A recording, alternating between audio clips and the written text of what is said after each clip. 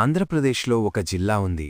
చరిత్రలో మహోన్నతమైన గాథలు, సాహసాలు, సంస్కృతి మరియు త్యాగంతో నిలిచిపోయిన పేరు. అది శ్రీ పొట్టి శ్రీరాములు నెల్లూరు జిల్లా.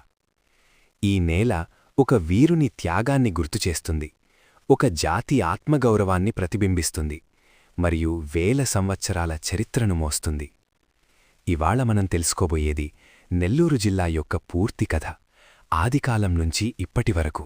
పేరు ఎలా వచ్చింది? Origin of name. నెల్లూరు అనే పేరు ఎలా వచ్చిందో తెలుసా?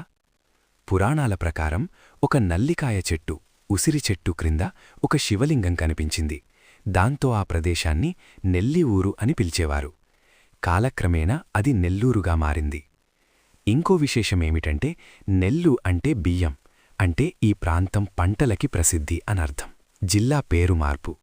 2008 జూన్ 4న నెల్లూరు జిల్లాకు ఒక గొప్ప పేరు జోడించారు. ఆ పేరు శ్రీ పొట్టి శ్రీరాములు నెల్లూరు జిల్లా. ఎందుకంటే తెలుగు ప్రజల కోసం ప్రాణత్యాగం చేసిన మహానుభావుడు పొట్టి శ్రీరాములు. ఆయన త్యాగం వల్లే ఆంధ్ర రాష్ట్రం ఏర్పడింది. భౌగోళిక విశేషాలు. జియోగ్రఫీ. నెల్లూరు జిల్లా ఆంధ్రప్రదేశ్ దక్షిణ తీర ప్రాంతంలో ఉంది. ఇది తూర్పున బెంగాళాఖాతం, పడమరవైపు వెలిగొండ కొండలు, ఉత్తరంలో ప్రకాశం జిల్లా, దక్షిణంలో తిరుపతి మరియు తమిళనాడు సరిహద్దులతో ఉంది. ఈ జిల్లా మొత్తం విస్తీర్ణం సుమారు 13,000 చదరపు కిలోమీటర్లు. ఇది రాష్ట్రంలో ముఖ్యమైన తీరప్రాంత జిల్లాలలో ఒకటి. ప్రాచీన చరిత్ర. Ancient history. నెల్లూరు చరిత్ర చాలా పురాతనమైనది. మౌర్యుల కాలంలో ఈ ప్రాంతం అశోకుని పాలనలో ఉంది. తర్వాత శాతవాహనులు, పల్లవులు, చాళుక్యులు, చోళులు, కాకతీయులు, పాండ్యులు, ఇలా అనేక రాజవంశాలు ఈ నేలను పాలించాయి. ఇది ఒక సంస్కృతి కేంద్రంగా కూడా అభివృద్ధి చెందింది. తిక్కన సోమయాజీ గౌరవం. తెలుగు సాహిత్యంలో ఒక మహానుభావుడు తిక్కన సోమయాజీ. ఆయన మహాభారతాన్ని తెలుగులోకి అనువదించిన మహాకవి. ఆయన నెల్లూరు ప్రాంతానికి చెందినవారే.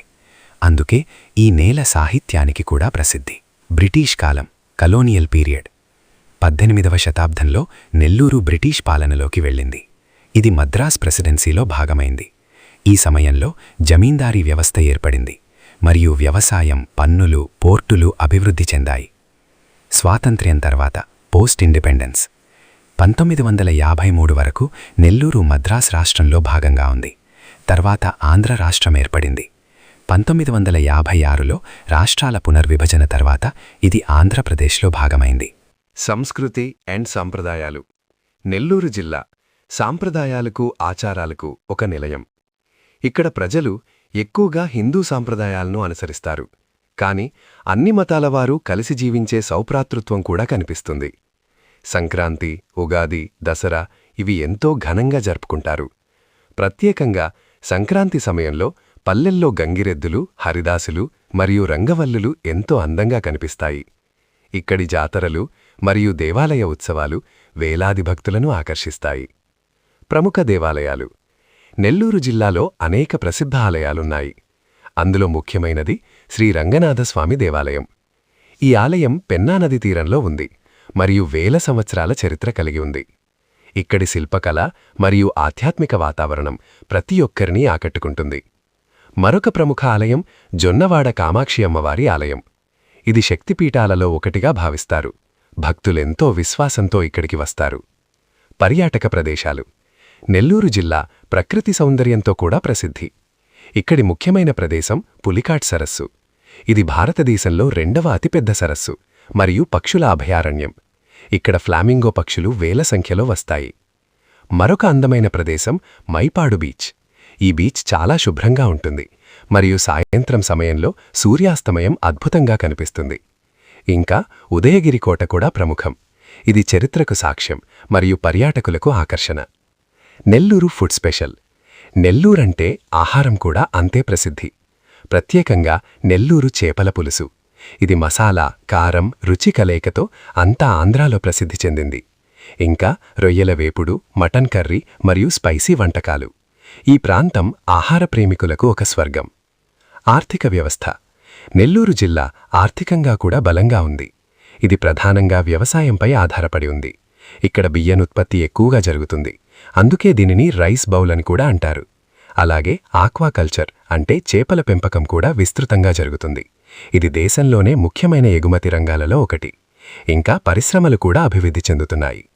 రవాణా అండ్ కనెక్టివిటీ. నెల్లూరు జిల్లా రవాణా సౌకర్యాలలో కూడా ముందుంది. రైల్వే మార్గాలు, హైవేలు మరియు బస్సు సౌకర్యాలు బాగా అభివృద్ధి చెందాయి. చెన్నై కోల్కతా నేషనల్ హైవే ఈ జిల్లా గుండా వెళ్తుంది. అందువల్ల ప్రయాణం చాలా సులభం. ఆసక్తికరమైన నిజాలు. ఇప్పుడు కొన్ని ఆసక్తికరమైన విషయాలు. పులికాట్ సరస్సు 2 రాష్ట్రాలకు చెందింది. నెల్లూరు బియ్యం దేశవ్యాప్తంగా ప్రసిద్ధి. ఈ జిల్లా తీర ప్రాంతం వల్ల చేపల ఉత్పత్తి ఎక్కువగా ఉంటుంది. ఇక్కడి సంస్కృతి తమిళనాడు ప్రభావం కూడా కలిగి ఉంటుంది. నెల్లూరు జిల్లా ఒక చరిత్ర, ఒక సంస్కృతి, ఒక గర్వకారణం. ఇది కేవలం ఒక జిల్లా కాదు, ఒక భావన. ప్రతి తెలుగువాడికి గర్వంగా చెప్పుకునే ప్రదేశం. మీకు నెల్లూరులో నచ్చిన ప్రదేశం ఏది? కమెంట్లో తప్పకుండా చెప్పండి.